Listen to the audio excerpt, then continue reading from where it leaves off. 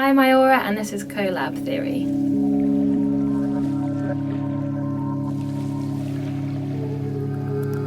If nobody's listening.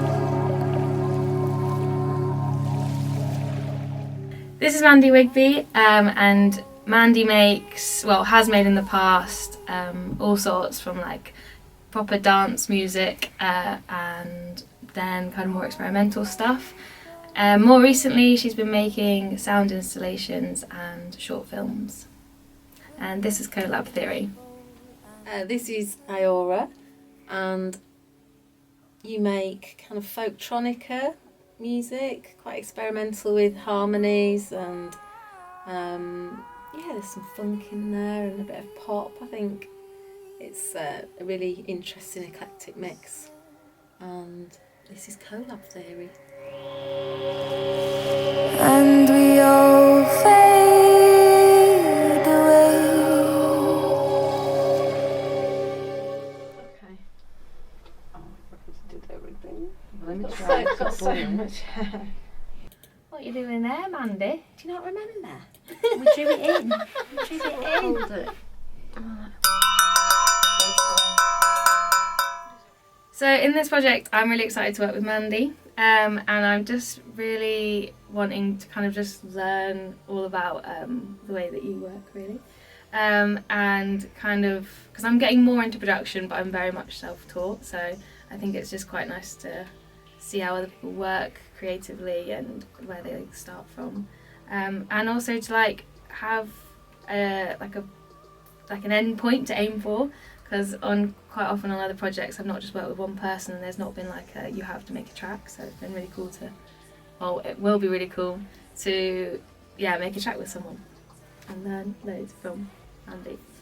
I thought all of Mandy's stuff is so interesting. Like, I quite like stuff that's a bit different, and I think with all your things you're always exploring new ways of approaching and creating sound. So it's like with the sound pit, that was amazing to see how you could like incorporate the listener being in control of what was happening. I thought that was so cool. And then with the short film stuff, like seeing how you really bring the visuals to life, like I think it makes a huge impact. So there's a few things that I'll definitely take forward from working with Mandy and bring into my own work, which is our starting point for this project. We did some like MIDI drawing essentially, and we started with a melting glacier. I say glacier, you say glacier. Yeah. And we drew it in on MIDI mapping, and we were like, didn't know what it was going to sound like, and it was just like a really nice experimental way to start off and have a starting point. So that was one way, and we also did it with a few different pitches. So we got loads of different sounds and we're like, is it going to work? And it actually did work really well and it sounded really ominous. I think one thing that I've improved is definitely like, hopefully musical language, but then... you've been asking about plugins and different things like compressors and multi-band compressors and like more tools for mixing, haven't you? Been looking at? Yeah, so improving my mixing skills really. Okay, I first heard Holly actually on a Brighter Sound project, and I was really taken with her voice. I just thought she had a really great ability to communicate emotion, and I remember me and my friend sort of looking at each other going, wow, what an incredible voice. So it was really nice when I was asked to work on the Collab project, and they said, it's with Holly Phelps. I thought, I recognise her name, and so when I listened to her music I was like, oh wow, it's that woman I saw singing, and I really loved her voice.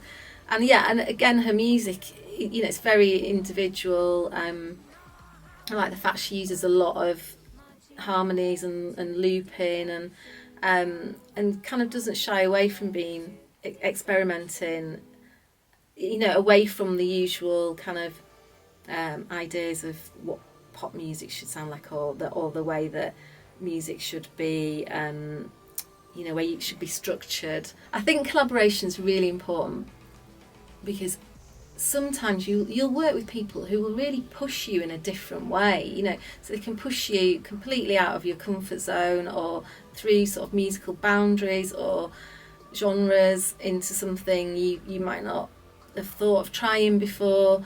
Also, it can enhance your music and your skills. It can also challenges you, but I think ultimately it's great when you work with somebody who you're really inspired by, and you just build on that, and you build something that you kind of think, well, I wouldn't have done this on my own. So ultimately, it's a great kind of learning experience, I think. Yeah, and I think it's really fun as well, because when someone says something in a collaboration, then you're like, oh yeah, then this, and it just like twigs little things in your brain that you might not have necessarily gone that way, because you just think you thought of one thing that's made someone else think of something else. So yeah, it's a nice little chain reaction. Yeah, totally. With creation, and it's also like, I think collaborating always is important and is always fun, but especially with this, I found we've got on so well that it's been even easier, because collaboration's always fun. You always make something new and exciting that you wouldn't have made on your own. But it's made even sweeter when it's like, when you got on really well, and you're really happy with what we've done, I think, as well. And the finished project. She said she was. Yeah. Yeah, the finished product is something that's, I would never have got there on my own, but it's really cool. I'm really proud of it. It's been great.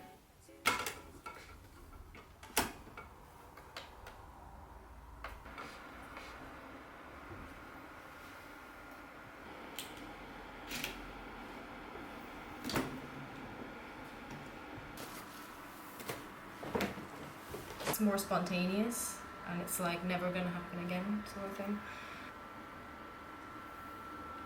Hey, baby.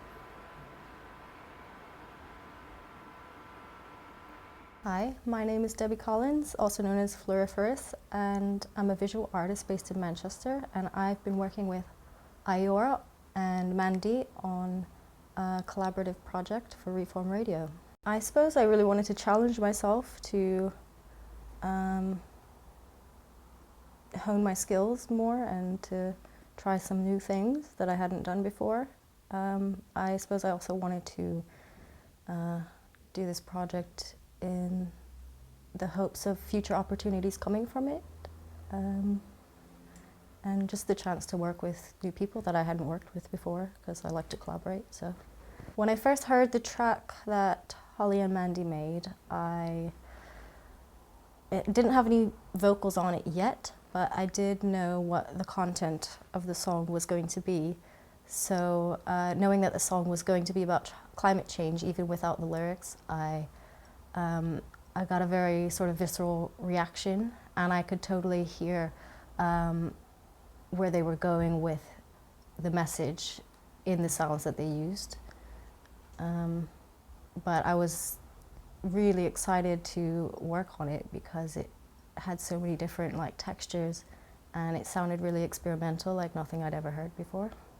I started out working on overhead projector, and that's what I probably used the most, because I like to use analog at my regular residency gig. But I recently, since last September, started using a digital setup, which is like live feed. Same thing that I do on the overhead projector, but with a light box and DSLR setup. So for this particular project, I use ice. I thought it would be a good representation of glaciers melting, and